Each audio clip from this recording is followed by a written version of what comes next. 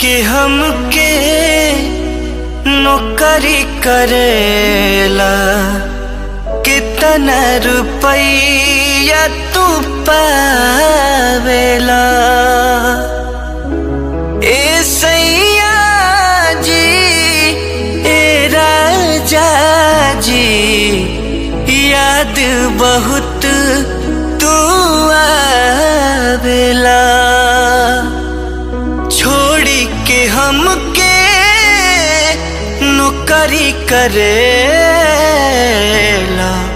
कितना रुपया तू पावेला। हो हो हो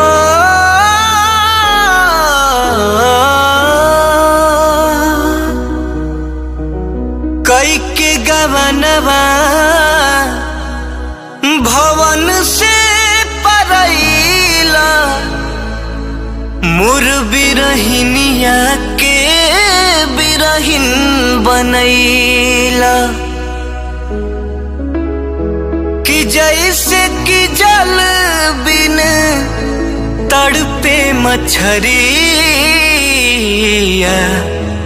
वैसे तू हमें तड़पावेला।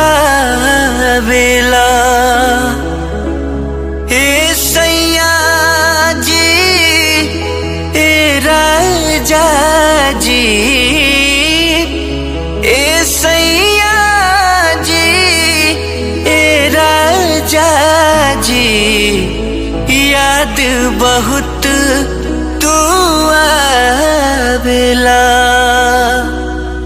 छोड़ी के हमके नौकरी करेला, कितना रुपया तू पावेला।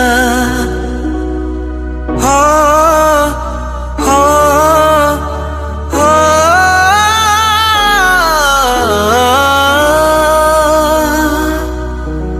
फुर्सत न मिले सैया लिखे के पतिया,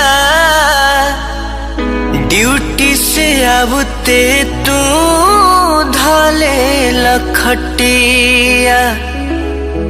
कि जैसे जंगल बिच कुह के कोयलिया, वैसे तू हमें कुहकावेला। ए सैया जी, ए राजा जी, ए सैया जी, ए राजा जी, याद बहुत तू आवेला। छोड़ी के हमके नौकरी करेला, कितना रुपया तू पावेला।